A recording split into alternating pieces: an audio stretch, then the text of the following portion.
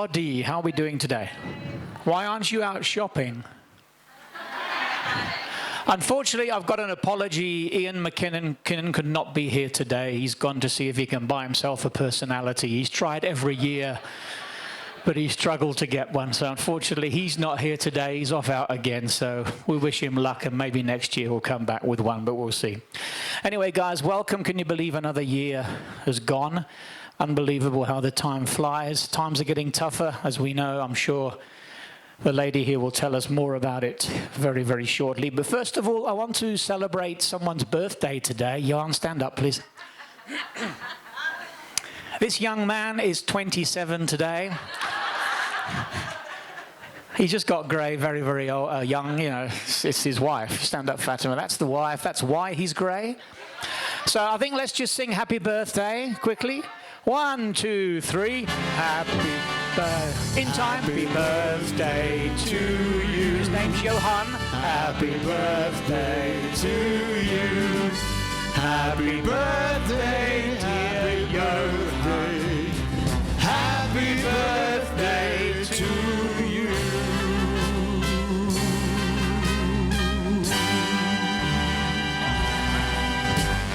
Well done, Johan. Enjoy your 27th. But his wife bought him a handbag, by the way. It was. If you saw him in the hall, he was holding his handbag. Very, very nice. A man bag. It's nice to see so many people, especially on Black Friday, because you can go shopping afterwards, though. Okay. But the program is as follows. We're going to ask Veronica to come forward and say a few words very shortly. But first of all, before we start, we'd just like you to have a look at the big screen. We have a video that we'd like you to watch.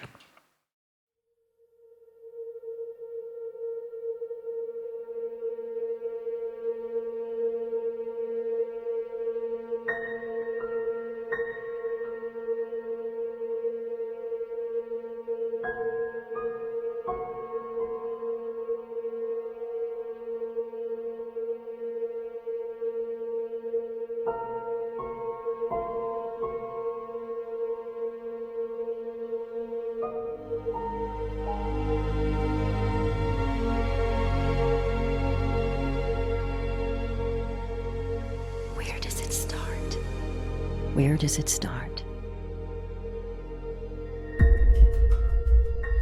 It starts with reaching out. It wasn't complicated. It was simple.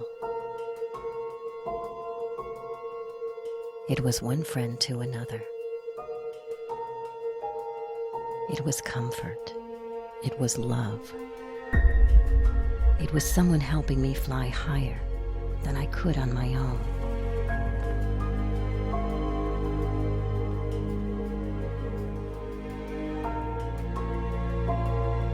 Teaching, training, empowering, growing, encouraging to move on from the past and press on to the future. New things. Am I really ready? Someone is there preparing me. Where does it start? I want to live life beyond myself, to leave behind the mundane, to embrace the adventure, and to pass it on to the next someone.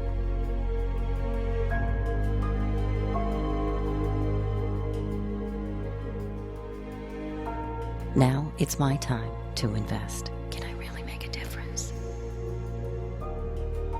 Sometimes I ask, where does it start? Where does it start? But then I realize the real question. Where does it end?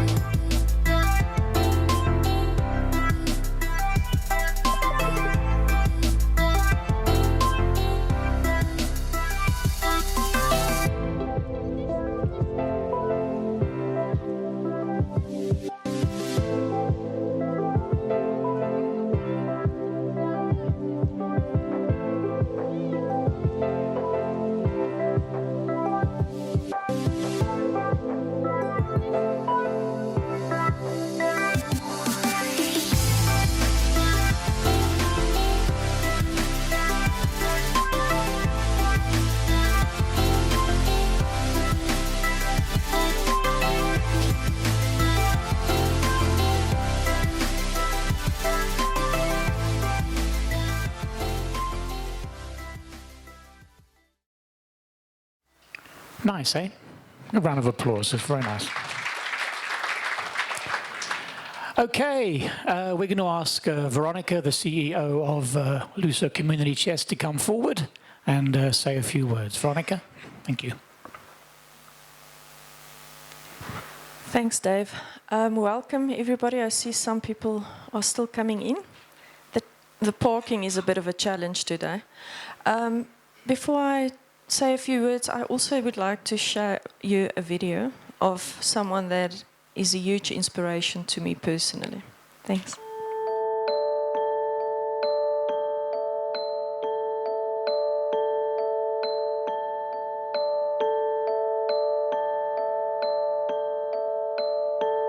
Food. Most of us take it for granted, but not this woman. My name is Chido, and I come from Zimbabwe. By the age of 8, Chido Guevara was an orphan, forced to look after her 5-year-old brother and nearly 100-year-old grandmother. She was abused, beaten, and nearly became a child bride.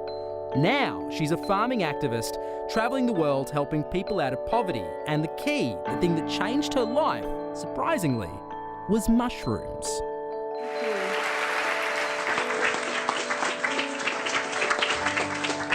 I'm sharing a story that's very personal to me.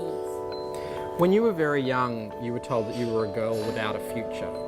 Why did people call you that?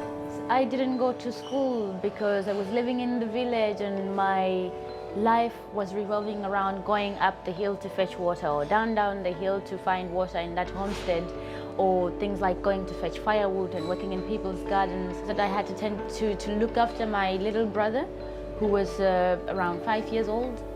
I remember the look on the face of my little brother when he was hungry. And I also remember that pain that comes with hunger. It is one of those things that still causes you pain even long after the person feels much better, as long as that image is in your head.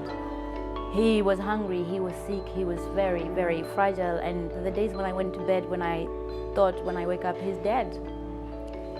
I lost my mother to AIDS when I was 7 years old, and I lost my chance to be a child.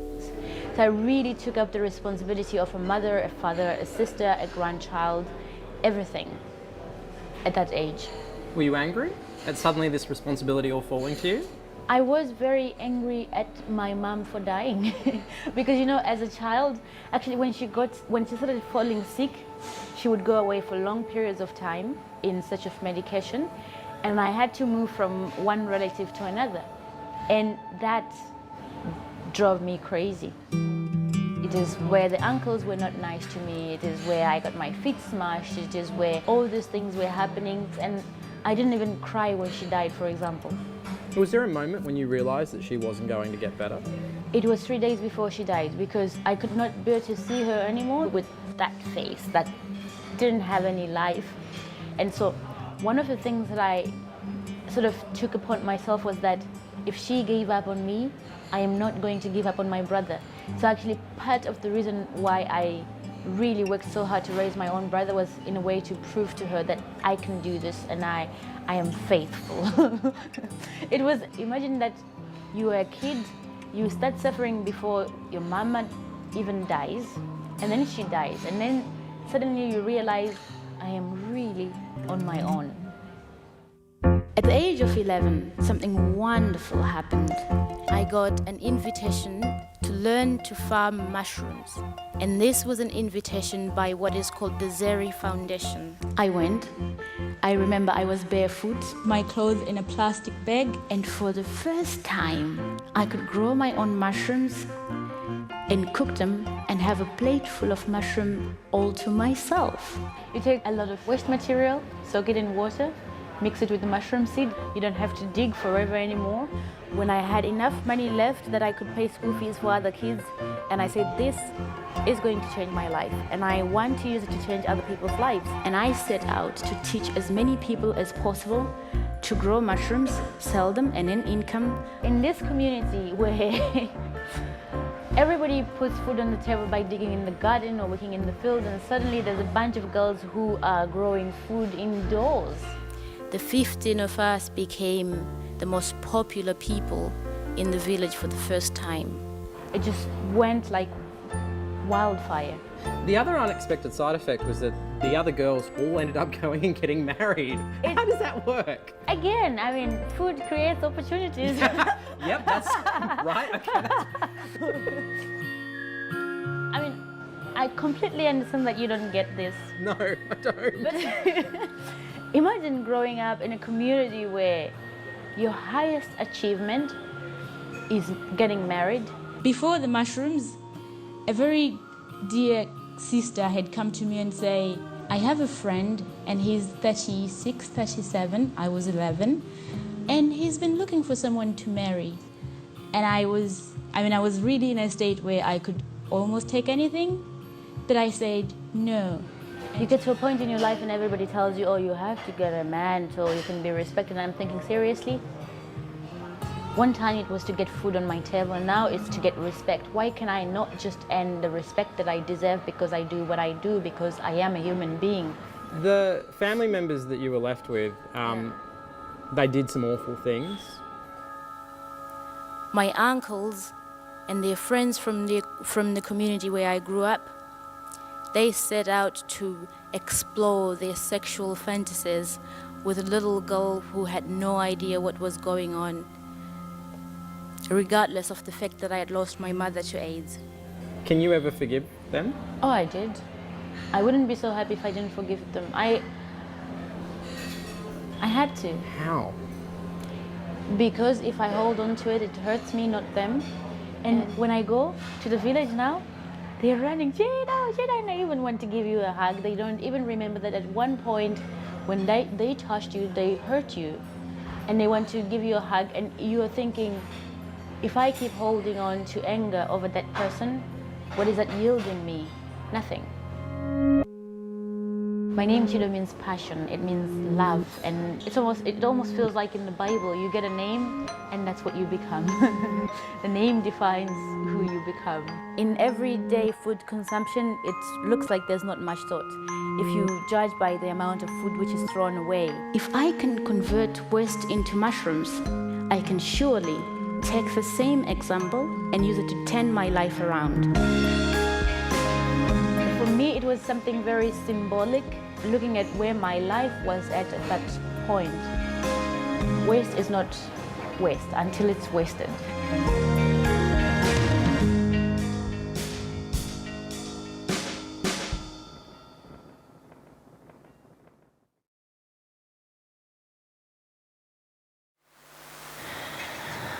I just want to reflect on 3 things that we can take away from this video and from Chido's life story. And the first thing is forgiveness is truly a gift we need to give ourselves. If we can't forgive, we can't be happy and prosperous. Second, service to others should be our top priority in life. Chido did not keep her newfound knowledge to herself. She immediately shared it with her peers in her community. By doing so, she not only empowered others with life-changing skills, but in return, she became a beacon of hope. When she smiles, you can feel the love and compassion she has. If only we can see ourselves in a different light. Seeing ourselves being a catalyst of change for others will inspire positive change in our own circumstances. Thirdly, how do we show up in life? How do others experience us? Are we willing to invest in other people's lives by giving of ourselves? It's not always easy to make a difference, but if we are willing to pay the price, we might just help someone find their way, and in the process of doing so, find our own way. Thank you for being here and for being part of a bigger effort to make a collective difference. I would like to personally thank each and everyone who made a contribution today and over the year, and who will be contributing over the years to come. Together we are stronger. And also thank you to my team led by Rieta and Alwyn and everybody else. Thank you.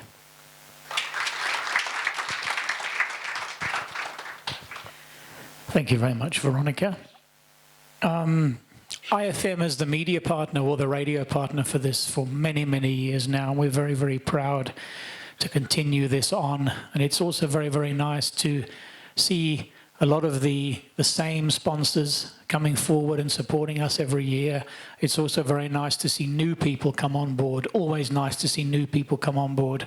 But we need you to spread the word. In today's times, companies like the Community Chest and other organizations that are sitting here today are the ones that struggle simply because of the fact that people don't have money anymore to give away, because, you know, despite the fact that, yes, you get a tax certificate to write off against it, stuff like that, that's not the point. The point is that you're giving money away, and these organizations need that money. And as we go into a rough part of the economy, they're struggling more and more. So please, guys, they need your help. Spread the word.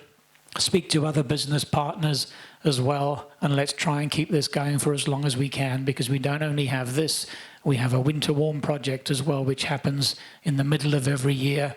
So these kind of things are very important. And as you will see from the awards that we're going to hand out, it really is a great event and a great achievement to receive one of these awards and put it up in your office. I think I have about 14 at the moment in my office. I don't have any space for anything else at the moment. And what is nice is that they are all different. Every single year they come up with a nice, unique design, and you'll see this year is just the same. So let's move on to the prize giving, because we have a few prizes we'd like to hand out, these award certificates to all our sponsors. Also, after that, guys, if you can just do me a favor, all the VIPs and the sponsors, once we're finished with the awards, if you guys can make your way out into the entrance area and start enjoying the food, Rita would first like to have a chat with all of the organizations. So if you guys could stay behind while the VIPs move out, Rita would just have a few words to say to you. Okay, right, let's start. Forgot my glasses at home. Very well done, Dave. Okay.